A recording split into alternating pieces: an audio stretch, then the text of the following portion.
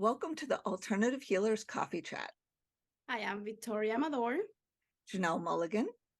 and I help those going through spiritual awakening release traumas, fears, and doubts.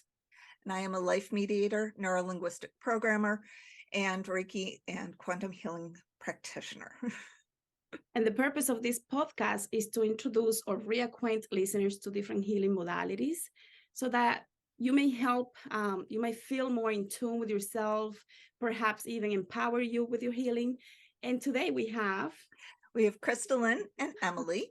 KristaLyn is a multi-certified metaphysical practitioner and psychic mentor who specializes in Hellenistic astrology and astrological magic. And Emily is a professional psychic, and over the last 10 years has channeled clarity for her clients and activated their abilities. Together, they have found the Forgotten Storytellers high vibe novel writing mentorship program, which I was lucky to be a part of, and co-host of the Alchemist Inkwell podcast. And thank you both for joining us today. It is a joy and a pleasure. Thank you so much. Thank you so much for being here. We're part of the reason we really would love the both of you joining us today was to explore writing and reading as a healing modality. I don't think people recognize and realize how integrate, like that's just so much a part of our lives in so many ways. They don't realize the benefits that it can bring. So would one of you like to kind of share with us how you guys got here and give some background to how the Forgotten Storytellers came to be?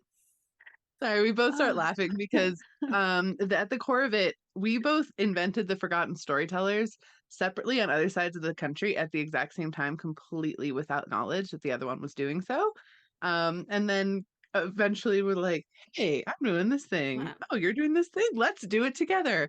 And then we have both very, very similar backgrounds that kind of mirror each other's story, which is really funny. So Krista, do you want me to just explain my side and then you can explain your side? And we'll just... Yeah, go for it. Okay. It's a great journey.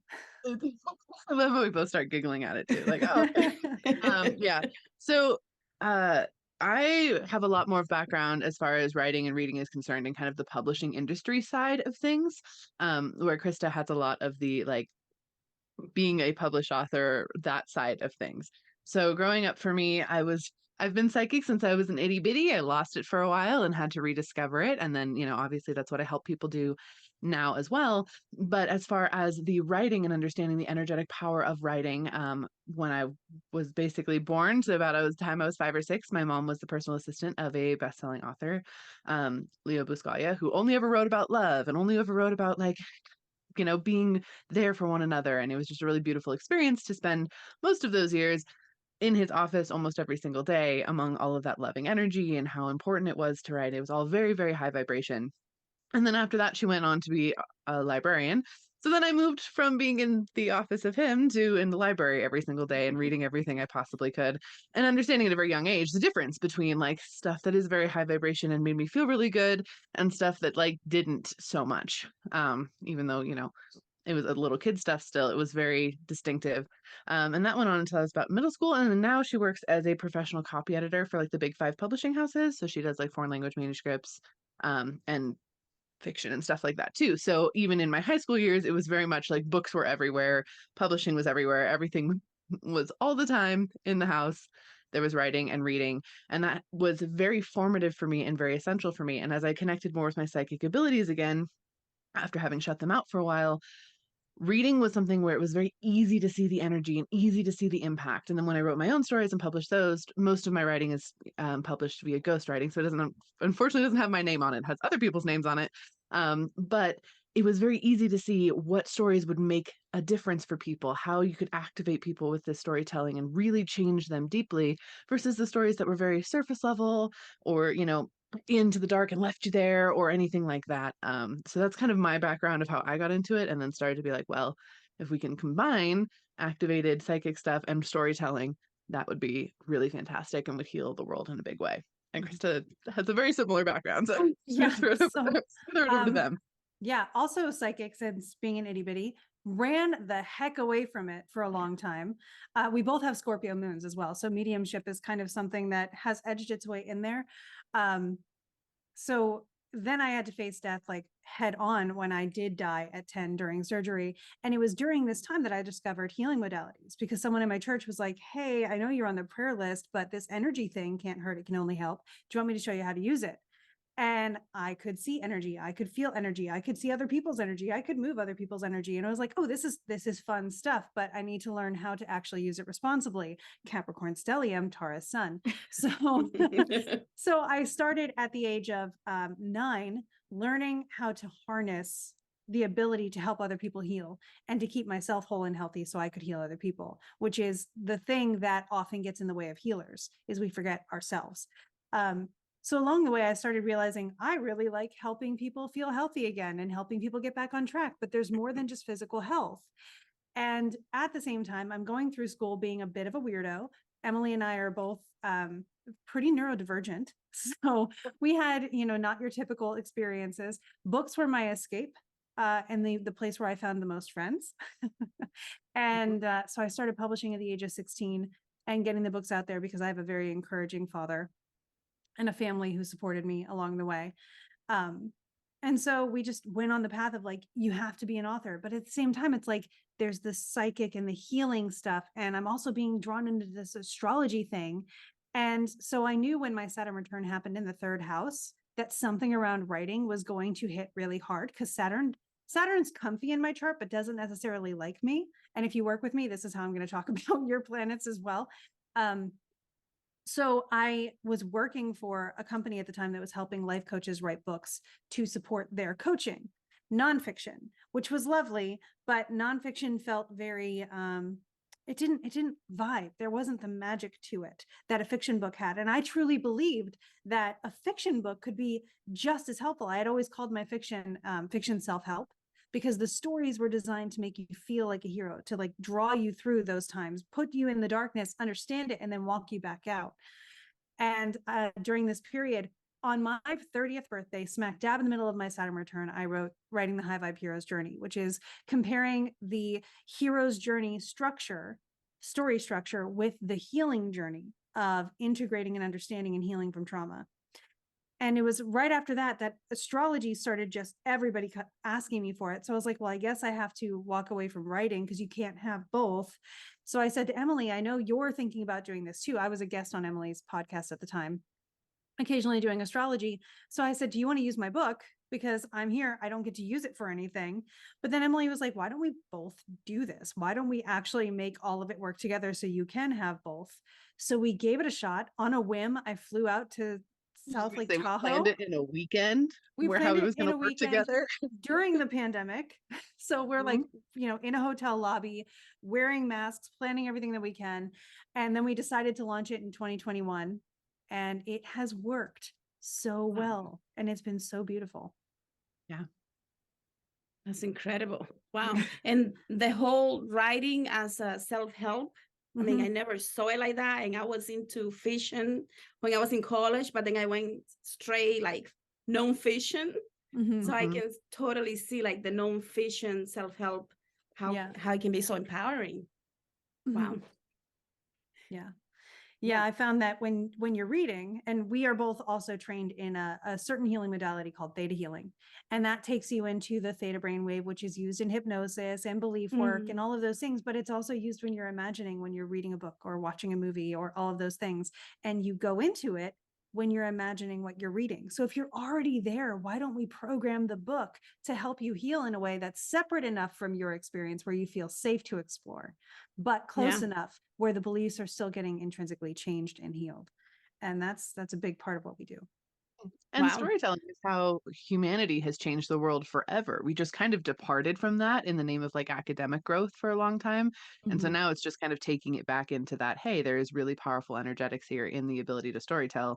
Now, if you put something into a book, it will outlive you and can reach millions and millions of people without you having to be the singular voice trying to do that over and over and over again, which is innately magic. Yeah.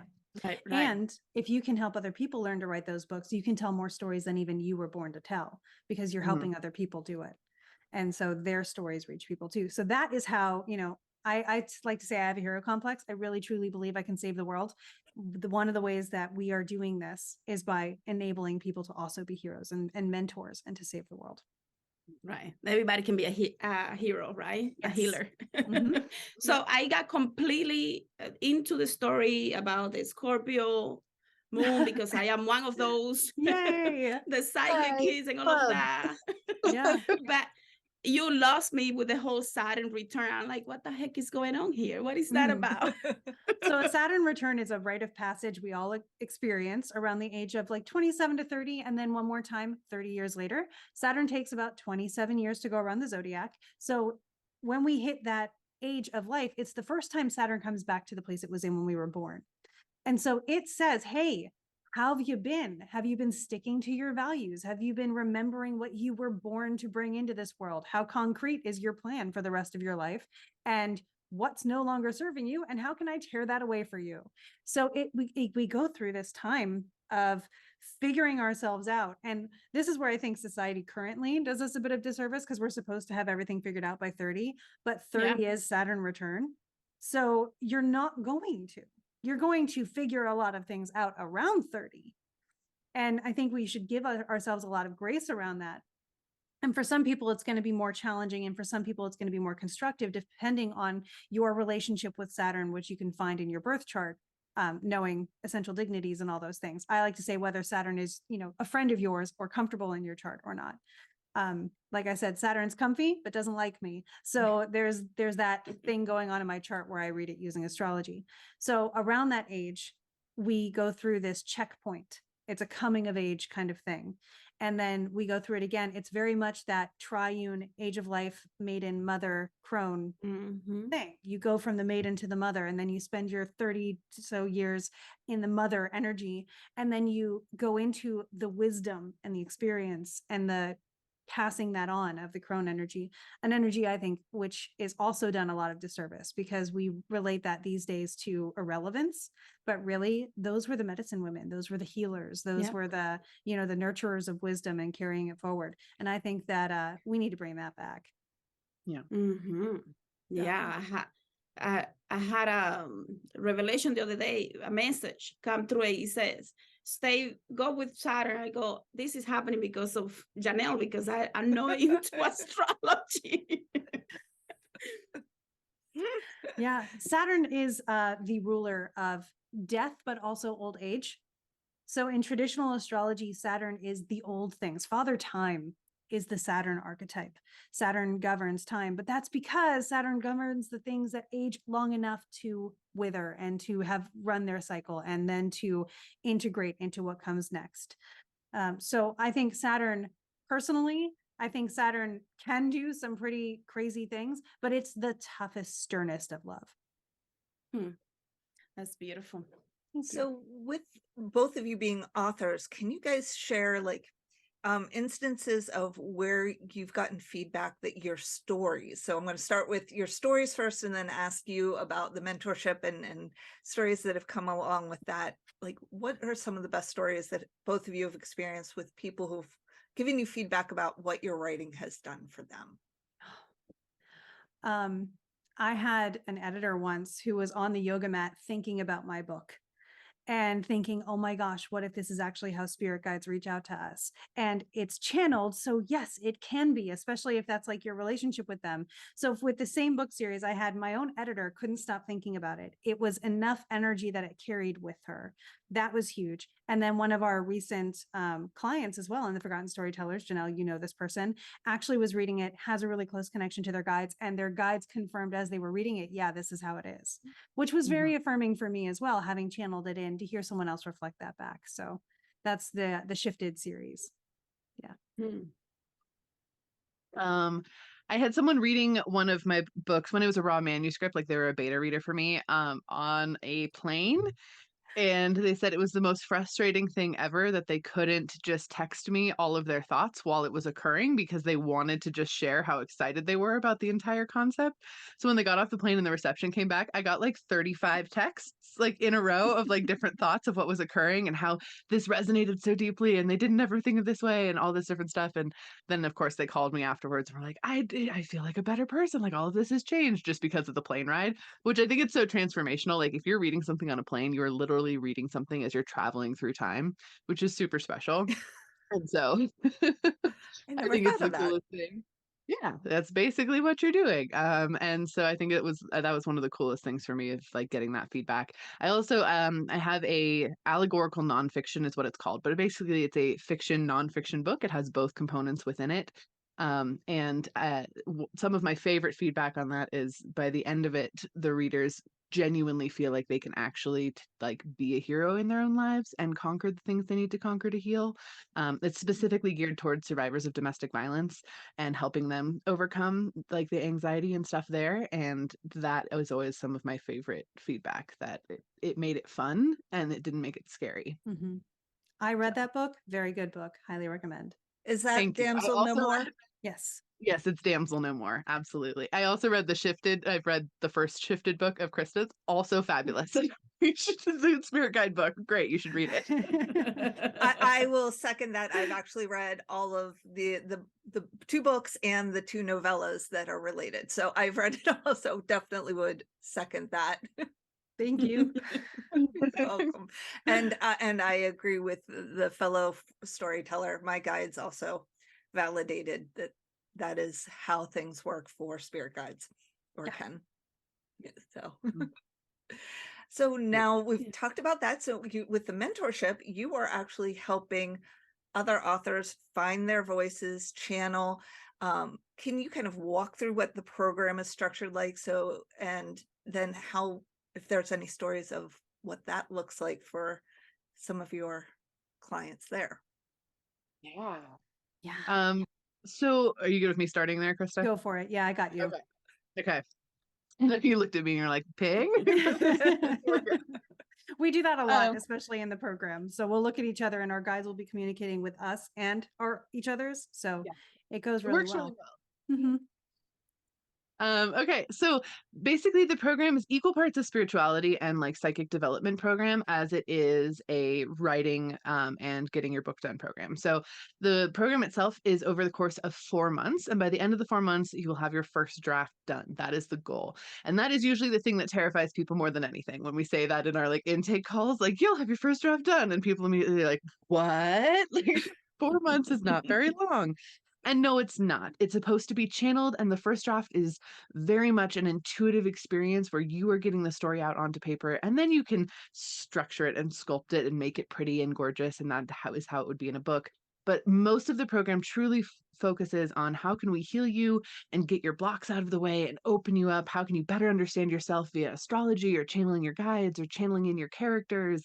And then how can you put that story, now that you know what it's going to be and how you're going to structure it, whether you're telling a contemporary romance story or you're telling a very high fantasy fiction story. We have had everything in the Mhm. cohorts at this point, I think, every genre of fiction that you can have. But we will help you get it down onto paper in a way that is activating and healing for you during that writing process, as well as therefore the reader once they get a chance to read it. Yeah. And the one beautiful thing that I always like to reassure people of is it's really just a Mercury cycle. And Mercury is we think of Mercury as Hermes, right? So the messenger planet, the messenger god, the god of writing and divination. So those two fall in the same places in multiple ways, both in astrology and other esoteric arts. I do an entire talk in Astrological Magical Spheres on how writing is magic and how astrology plays so intricately into it.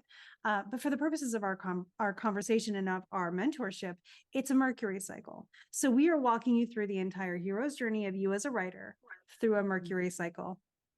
And that is the ups and downs, the retrogrades, the, moving really fast, moving almost too fast, feeling a little bit scattered, all of those things. And we actually try to make sure that you feel the hard feelings as well as the easy feelings so that we can be there for you to hold those. And we can give you tangible tools to work through them and help you with belief pulling and doing actual healing. In our Q&As on Fridays, we do like group healing sessions with our clients, because if one person is feeling it, it's a good chance if you're all in the same cohort, you're supposed to be. So you're all healing through that, at least in common. But everybody's healing through something that's so specific to them as well. And we can pull that out of your chart. We feel that in your energy. We hear that in, from your guides, from meditations that we offer you to be able to walk yourself through. So not only do we heal you, but we empower you to be your own healer. And then as you're healing, writing your story, that healing is getting channeled into the words of your story. So everybody who opens it is really receiving like a talismanic gift that is already charged up. What One is of the the core, most, oh, sorry. go ahead, go ahead. I was just going to say, one of the core tenets of the program is that we do it in a cohort setting so that you are not just doing this alone or just doing it with us as your individual mentors. You have a group of typically around 10, max about like 12. We keep them very, very small, that are all going through the same thing with you, because we have both had such deep experiences as authors, and it is incredibly isolating if you don't have the right support in place, which is what we do with the cohort system, is make sure that we're setting people up to have the right support in place, have friends that go through it with you, have cheerleaders. When your book gets published, they can help support you. When their books get published, you can help support them. And that is something that we were really intentional about when creating the program, to make sure that everyone had that level of support, because that really aids in the healing and the creation that you do. Yeah, it's important to remember we are writers. So we know what the writing Twitter and what NaNoWriMo and what all these other writerly experiences can sometimes make you feel, as far as being, writers have such imposter syndrome to begin with. So it's just really helpful to go somewhere where, even if you don't feel confident sharing that you're writing a book with anybody in your family, this core group of 10 people in a very private, secluded app that is all your own, you can share anything in there and it will be within your power. The power is always in your hands. Scorpio moons, we always like to have the power where we can use it and put it to good use and feel safe with it. So we create that space for others as well. So what are the common challenges that you see these new writers coming in with for the cohorts? Yeah, we just started a cohort, I believe 2 weeks ago. We're doing like our second live lesson today, I think. And the first thing that everybody starts doing is rushing into the writing. And we actually start by teaching you belief work. And we start by like setting the tone. And we teach you with writing prompts and things, but we don't necessarily jump straight into the story right away. If you're inspired, we encourage you to write. But then we immediately have people running to start writing their story because they know they have to finish in a few months, but then they start immediately feeling behind as well. So we do a lot of belief work around, you are not behind, you are perfectly where you're supposed to be. And lo and behold, every time everybody really reaches that point where they're like, oh, I did this, because that's what it is. You've already done it. We're just helping you express it. So that's like almost running out of time, right? That's something that repeats in life in general. It's running out of time. And a lot of times we also do a big chunk of belief work up front on, like, I'm not magical enough, or I'm not talented enough, or anything that school gave you about writing. Because a lot of the blocks about writing came from school. This is going to be graded. I need to do it in a certain way. There's a right way to do this and a wrong way to do this. It has You'll to never be prepared for the real world. Yeah, exactly. All those like really intense school beliefs, we do so much work on right at the front, because that is innately what people come in equipped with, and we help them unwork that to teach them that it's like in flow and no one is reading over your shoulder and you're not going to do this incorrectly. There's no way to do it incorrectly, and you're allowed to be happy. It's allowed to be fun. You can just enjoy it. All of those fun things. Wow. So what about criticism? How are people that are going through the cohort dealing with, well, you helping them deal with the criticism, but how is that affecting them in regular life? Emily, do you want to share with that one? Yep, absolutely. So criticism is essential when you are writing a book, not writing it necessarily, but putting it out there. We talk very in depth about getting beta readers and making sure you're getting appropriate feedback, especially if you're representing different communities within your book that you're not a part of. Making sure you're very inclusive in that way and that you adjust as that comes in. We even do a workshop during our retreat, which we have a live retreat experience during the program, where we do, hey, this is how to give high vibration feedback. And this is also how to receive feedback in a very high vibration way. And those concepts, obviously, we're doing it in a book space, but that is something that you can apply to your life as well. Of, okay, this person gave me this feedback. You can judge energetically, is this valid feedback? Is this feedback that is just meant to attack me? All those different things. And then you're more grounded in it and you can release any blocks that are triggering up or anything where it's hindering you. And we just do it in writing is just like the vessel with which we teach you, hey, here's how you can actually release things from your life and take control of that sort of space.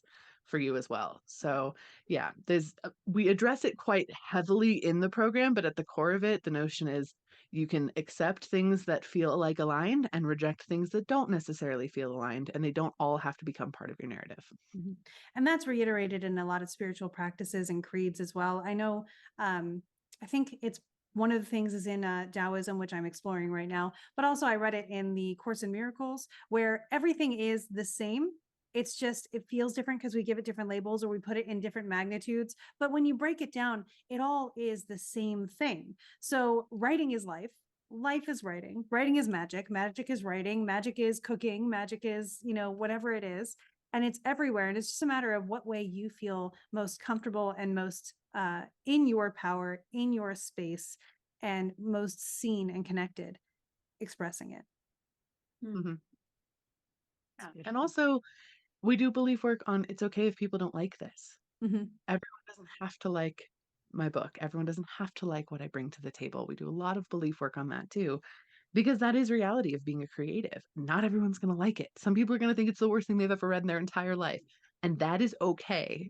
And so we release a lot of those blocks too, to know that it doesn't have to be something that is universally accepted as the best thing that's ever occurred, because it's not necessarily reality, while you can still embrace the wonderful things that are going to come and the people who do love it, and that it will be their favorite book.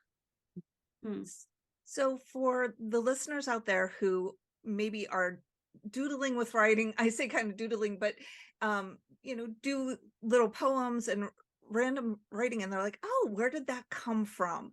How do you have any recommendations on how they can kind of embrace the channeling of it, the flow of it, and how that can be brought into their lives a little more? Yeah. So if you read the Odyssey or anything from ancient times, poets were accepted and understood to be divinely inspired by the muses. It was a given. Odysseus says multiple times in the Odyssey, listen to the poet. They're inspired. They're getting this inspiration from the muses. They're going to tell a truth in this beautiful way that we can all relate to. And so that's what the writing is. And you can feel it. You're afraid to say that you're feeling it, but you can feel it. And it's okay. There's going to be belief work around that, right? Where I'm allowed to be inspired, or I'm allowed to connect to my muses. We have an entire meditation that connects you to your muses. The High Vibe Hero's Journey is literally this. It's how to believe in yourself as a healer using story. So there are many things that you can do, and everyone's going to have a unique and beautiful path of figuring that out for themselves. But I like to just take it back to the core of it. Our old or original stories were poetry, and they were accepted, not just believed to be. It was accepted in the core culture that these individuals were channeling from gods or godlike beings to share with us something important that we needed to learn. Yeah, Absolutely. The other thing I always recommend, especially if you are starting to dabble and you're like, wow, that feels really channeled in. Well, what feeling would you like to capture when you're sitting down to write? That is always important, and a really easy way to kind of like hack yourself into being in that channeling state. If you're like, oh, I really want to capture the feeling of what it's like to be a creative in the suffocating capitalist environment. So sit in that energy for a second and actually experience that feeling for a moment. And it's going to pull you into that channeling space, because you're sitting there and actually feeling that energy out, and then start to write from there. And you're going to be a lot more connected to your muses, to whatever guides are helping you. And if it's a larger fiction project or a larger even nonfiction project, you do have guides helping you and characters helping you that we deeply know exist in an energetic reality. You actually get to channel in your characters. You can actually talk to them and communicate with them. So it helps to know you're not doing it alone. And you can start almost treating it like a Q&A a little bit, not necessarily in that structure, but sometimes that helps, of being like, okay, what is going to happen in this story? Who's doing what? Like asking more that way. And it doesn't feel so much like I have to come up with everything everyone's doing. It feels more channeled in and more organic, and more you're talking to your characters. And then out of nowhere, you'll notice more and more structure forms, and then you can really get into flow. So if you're starting to dabble, for any of the listeners out there, if you're starting to doodle with writing, just allow yourself, where do you feel like you're in flow state? How can you embrace the energies around you? And then write from that as well. The biggest thing is don't put pressure on yourself, and don't read back over it and freak out that you're not doing it well enough. That's inaccurate. Yeah. And that's, personally, being from an academic background and going through a high level degree, intellectually wrestling things into submission is something I still wrestle with. And it's, like you said earlier, school kind of teaches us certain parameters of how things are supposed to be done, and breaking away from that mindset and allowing flow for a lot of people is very hard. And then the belief of I'm not doing it right is the other challenge. Well, and we see that in modalities as well, in trying to be something that can be accepted in such an academically minded world. A lot of modalities are veering away from their magical mindedness and saying, look, I can prove it. I can prove it in the way that you need me to prove it. I see this in astrology sometimes too, and we're grappling with it as an astrological society right now, of how much do we science it and how much do we allow the nuance of inspiration and connection with the energies of the planets to also play a role in what we're bringing in and what we're interpreting. Do you just say, here's what the chart says? Or, as Demetra George, one of my favorite mentors in astrology, do you allow the muses and the gods to also inspire you to be more specific with what you see in the chart? Saturn can be death, it can be structure, it can be construction, it can be all of these things. You don't know which specific word to use until you're sitting with the client and you start feeling and exchanging energy with them and receiving energy from the divine source, their guides, your guides, all of those things. The same goes with mediumship readings and Emily doing psychic activations. Yeah, absolutely. I've also been focusing a lot of my energy recently on channeling historical figures, people who lived in the ancient past and getting to tell their story, which is a huge passion of mine. It's been a passion of mine forever. And that's something I've been really dedicating a lot of time to. And that is a very similar sort of concept there as well, of this notion of how much of it is, well, you need to verify this with research and this needs to this and this to this. And then, some of it isn't verifiable because a lot of our historical record is not verifiable. It's a bunch of old white men's opinions on stuff that they decided to write down as fact, which isn't real. So when I channel in, a woman from whatever ancient times, it's going to be a very different account. And there's that sort of energy that comes along with it as well. But it's a notion of what I'm receiving is what I'm receiving for a reason, and having that space to allow that receiving to come through, and be magical and be connected, and then not apply the judgment of, well, is this accurate, blah, blah, blah, until after you've done it. You can apply it after, think critically afterwards. Sure, by all means, just give yourself space first to be the little kid that was playing on the playground and talking to your imaginary, air quotes, friends, and calling them in, and do that first, and then critique yourself after. Yeah, in the program, we actually do teach this. We teach you to get your first draft out. We guide you in holding space for you to just have fun and focus on that. And the other things that start creeping in, we dub those second draft problems. Because in the second draft, you have the full picture. In the second draft, you become the overseeing sort of almost deity entity, because you can see the whole world. You know the whole world. You know every character's story. You know everything that's going to go on. You know how it begins, middle, and ends. And so you can go in and say, for this story, I know how it's supposed to be. So now I can say, is this where a tweak should happen? Does this show that this is coming? Like, how can I be as fair to the reader who is observing this world? But those are second draft problems. And you gain the ability to really handle those with grace and ease by allowing the first draft to be alive, because then you can see everything instead of trying to juggle everything inside your head and organizing it just that way. So what is the goal of the program? Is it to heal or get the writers to be published and successful? Yes. I'm trying to understand. Both. Okay. Yes. So yes is the answer. So the program itself, by the end of the program, you've written your first draft. Now that requires a ton of healing. The first 2 months of the program, you don't write your book. Spoiler, you don't do it.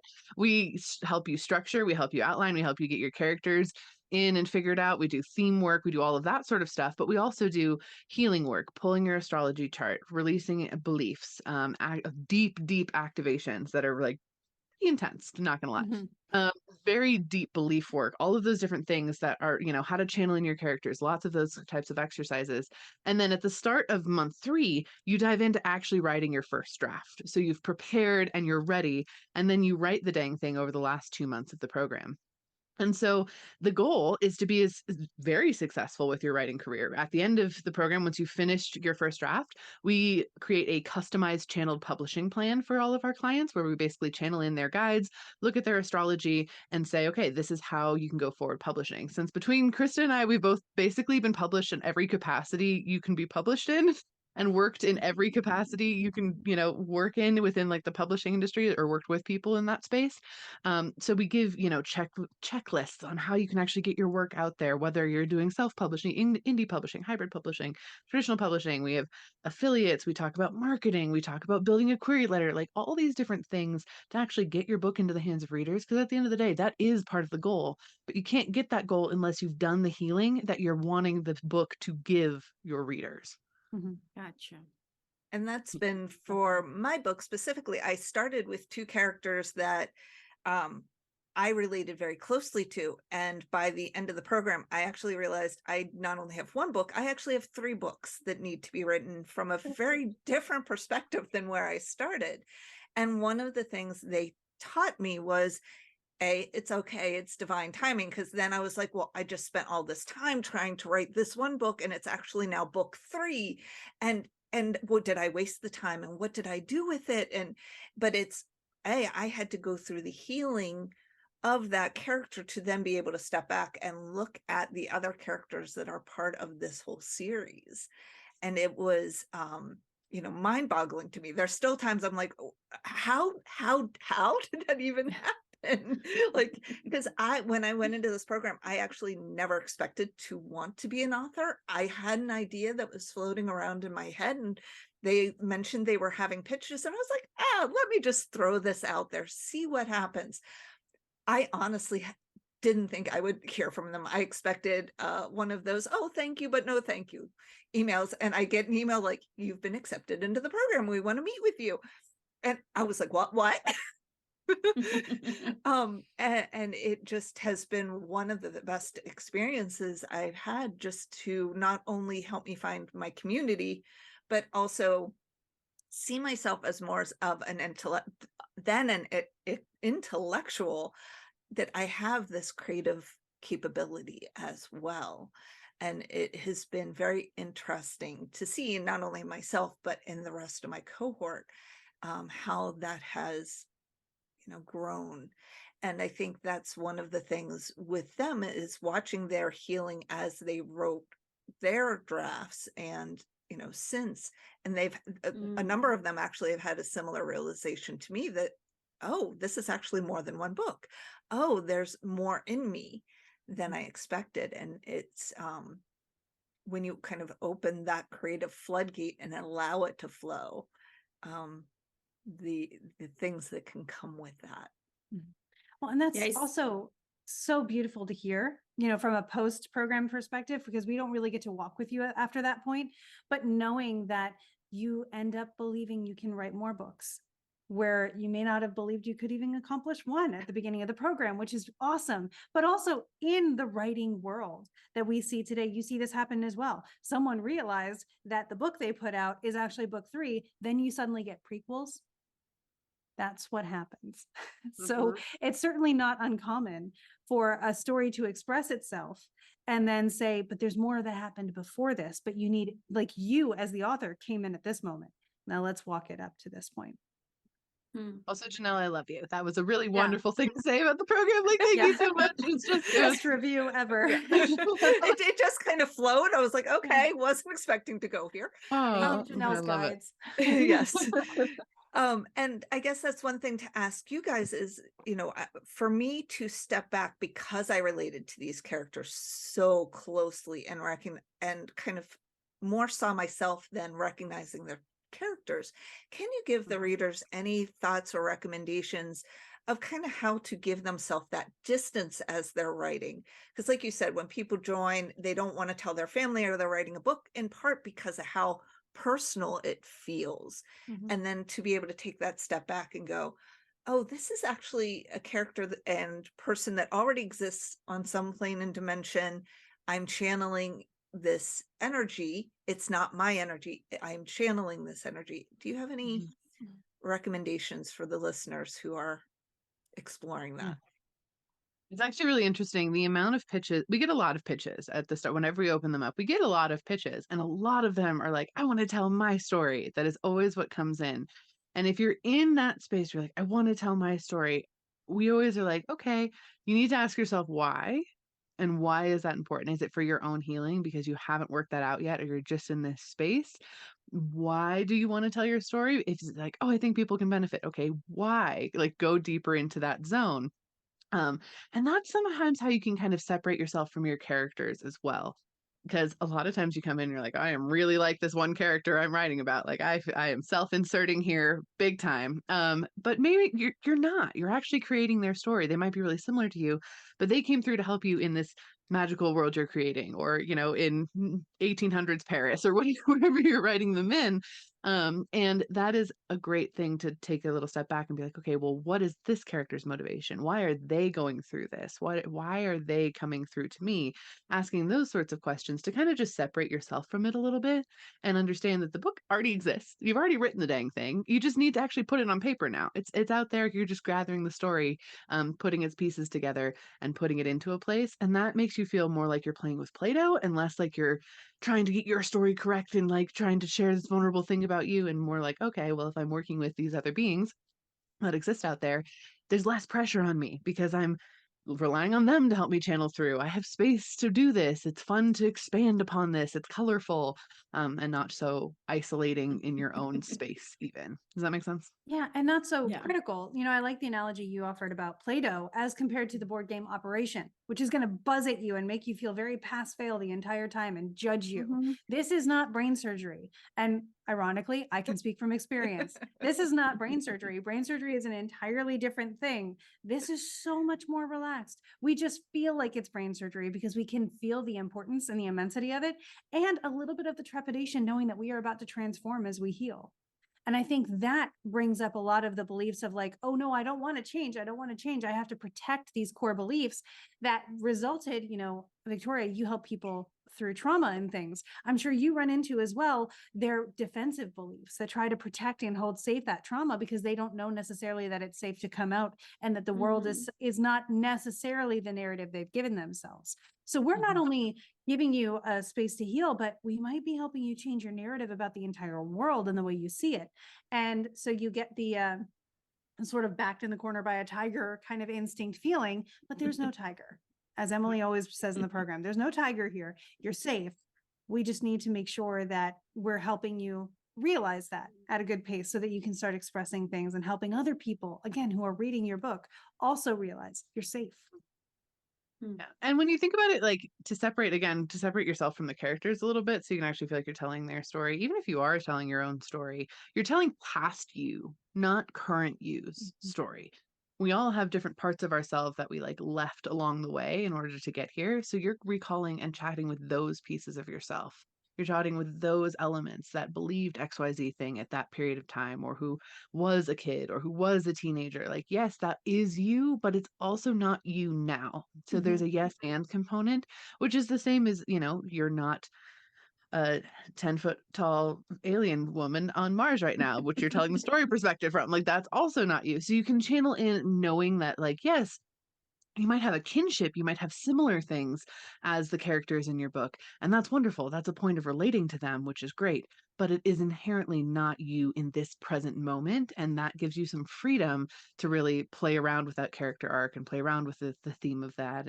And you'll be surprised if you're really getting into writing, when you dive into writing the story, the places your characters take you, even if you're not doing it intentionally with channeling. Like, I will see like TikTok or YouTube videos about this all the time, be like, I was going to kill this character off, and then all of a sudden they decided they were going to be a main character and they lived through the whole thing. I don't know how it happened. And I'm sitting there like, Krista and I do. Like, Yep. how that happened. But very much so. Authors talk about it all the time. Well, the characters got away from me. They're just not talking about it in the terms that we are. Like, yeah, they're actual beings. You're just talking to them. And they're like, actually, that's your idea of what I should do is incorrect. So we're going this direction instead. And you might not know that until you're getting into outlining or even writing. And then you're like, okay, I guess this is what happened instead. And I really like this character that I thought was going to be the bad guy and is now definitely not the bad guy. Like, it can totally change it. Yeah. Yep. So I'm thinking as you ladies are talking, and I'm thinking, okay, let's say I have this block, whatever the block is, I have anxiety. How do I write a book based on anxiety or hopelessness or money issues, whatever blocks we're having? Like, do we start with the problem and then find those characters?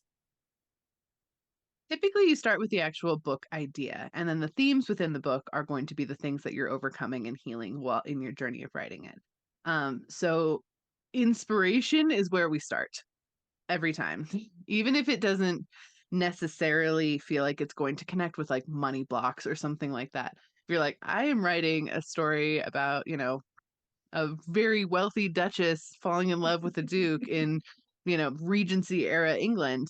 How does that have anything to do with money blocks? How does that have anything to do with my modern anxiety? And that's just it. We're not saying, hey, associate all of your troubles with this book right now. We're saying, hey, as you write this, you're going to heal through all of those things. And it's going to come out in sub characters, subplots, maybe even your main story, your themes of, instead of money blocks, it's learning to trust yourself, which money and trust are the exact same energy. Like if you look at them, exactly the same. So that's how it's going to show up in a story format. But we start with an inspiration and an idea that you're at least a little excited to write or a little excited to dive into, something that's been nibbling at your mind for the last 4 years because you had it in a dream and you're excited to explore that world. That is where we start. The healing is a natural part of the process of creating, if we're guiding. Yeah, because what we do is we ask you to pitch a story that you feel called to pitch. So you're going to pitch a story, and we have a form that's like, what is the feeling you're excited to share and all this stuff. Who do you think you're talking to with this? And then we are going to, if we resonate with the pitch and we think that we can support this story and that we're the people that can help bring it into form, we'll reach out to you and do a personal one-on-one interview. So one of us will jump on a call with you for half an hour to talk about the story. If you're with Emily, she might channel in your guides. If you're with me, I'm also looking at your astrology chart and looking at certain things on there that might tell me what the story is. And as you're explaining the story, I'm going to say, why do you feel like this is the time to share it? What are you so excited about? What are you hoping people feel like when they finish the story? And I'm going to see that light up different parts of your chart as well. So I know that you were born to write this story. And Emily will know that your guides are supporting this story and now's the time. And we'll both be able to say from all aspects, whatever you need to help convince you, whether it's information from your guides or astrology, astrological evidence and things like that, we can say, hey, it's right here. Also, you have the experience and validates that. But we don't want you to come in saying, I need to heal this, because you're immediately creating a block. I need is attachment. So we come in saying, what are you inspired to heal, or what are you inspired to write about? And then as you go, you're going to realize there's so much more meaning and depth to it, and it becomes even more beautiful. So it's a blossoming flower more than it is a surgery. Beautiful. That was perfect. That's what I was trying to understand. Yeah. Great question. Well, we are getting close to time. Is there any messages or anything you would like our listeners to learn or hear about healing and writing? You're supposed to be having fun. I always say that when it comes to writing or reading, like it's supposed to be fun. That's the purpose. Like you having that writing experience, it doesn't mean it's not going to be challenging. It doesn't mean it's not going to, change you as a person or put these things into relief that you need to heal. But innately, like, enjoy it. Like, please enjoy it. Read things you enjoy. I can't, people ask me all the time, on whether it's like on my social media or on our podcast, even, of like, what's the number one book or number one tip you recommend for like opening my psychic abilities? And like, read fiction books, because that is where the magic comes in. Like, genuinely, you want to open your psychic abilities? Number one tip, go read some magic. Like it shows you that you can be magical, which you are, everyone is. And even if you're not, I'm going to write a book. Cool. You don't have to go write a book. No one's required to do that, but feel free to go read some that's called to you. We have a whole list of them that we've recommended on our podcast so many times that are high vibration and healing. But that is a really powerful tool we have at our disposal for actually being and living more magical lives. Yeah. And if you're listening and you're like, I don't want to write, well, that's cool. Paint something, sculpt something. Art is magic, and writing is the form of art that we specialize in helping people with. The Muses reached people from all walks of art. And I truly believe that the inspiration that comes is you being a creator. And Mhm. that's what we're all kind of learning in this life, is the co-creative process that is living. And so art gives us that playground to create little worlds and to create little beings and to really, again, dance in that ecstasy of knowing what it's like to have the unconditional love for something that you've created, which we hopefully will then feel on a higher level. And that's one of the ways that makes it so healing and so spiritual as well. It's beautiful. Thank you so much. That was a beautiful conversation for sure. Thank you guys so much. So how would people reach you, reach the Forgotten Storytellers and you individually? Yeah, so ForgottenStorytellers.com exists and is totally out there for you. Pitches will open up again probably mid-April. We do currently have a spot open as well. If you just want to go to Ireland and write some stories with us in August, you can jump on our retreat that I believe, Emily, you still have the link in your social media, right? Yeah. So the link is under all of my social media. My handle is Liker of Words. Book writing. Liker of Words. But if you go to my link on any of my social media, or even, look up my name, Emily Dexter Psychic, you'll find all of that link. You can sign up for the Ireland Writing Retreat. So we are taking a bunch of writers to Ireland to really go through an immersive, I think it's like an 8-day trip. I think so. It's like a week. Yeah, it's like a week where we're really going to, even if you've never written anything before, even if you don't know your story idea, we're going to basically help you live as a channeled magical author, do healing, really get in depth, and help you either dive into writing a second draft of something, writing a first draft of something, and just get a lot of clarity and come back with the tools you need to write your book. So yeah, we have that. Also, Forgotten Storytellers on Instagram. We do have presence there. It's not a super robust presence, but it does exist. And yeah, so those are the ways you can kind of interact with the Forgotten Storyteller stuff. Yeah. And if you just Google Emily and KristaLyn Ireland Writing Retreat, it comes right up as like the first thing. And it is August 4th and it's an 8-day trip. So August 4th through the 11th. It was 8 months. Yeah, you got it. The other thing too, if you want to follow either of our social media presences, you will get notifications from us of when our pitches open, other writing tips. I do a lot of tips for high vibe tips for authors, psychic tips for writers, that kind of thing on social media. Krista does something very similar. So you can do that as well. And I think they're going to be linked in the show notes or something like that. Yes, they will. Yeah. So I'm at The Real KristaLyn on social media. I do a lot with astrology and storytelling and expressing astrology through storytelling. I actually personify the planets in skits. So for the transits that are going on, you get to see the planets actually interacting with each other. And then the moon will translate what to actually do about that each day that there is an exact transit. And I'll give context to other things going on. Like you might have already heard that March is going to be big. I talk about that. So wonderful. Thank you both so much for joining us. We greatly appreciate this. Yeah. Thank you so much. Yeah. And Emily mentioned there's a Forgotten Storytellers Instagram. We are the Forgotten Storytellers. It's just us. We're the Justice League. Get it? Because we like to play with words. So the reason it's not so cultivated over there is because we're putting a lot of our energy into our personal accounts. So if you follow us there, you will get all the announcements. Follow both of us. We're pretty entertaining. I follow Emily, love the things that I get to see from there. We also have a podcast where we talk about storytelling a lot, and the books we're reading, and we really dive in, is this high vibe? Is this not high vibe? It's called the Alchemist Inkwell. You mentioned at the beginning. But yeah, that we talk a lot about storytelling on the podcast as well. Yeah. And we like to announce things there first as well. Yes. Wonderful. Well, thank you. And to our listeners, please like, subscribe, and follow. And until next time, guys, thank you. Thank you.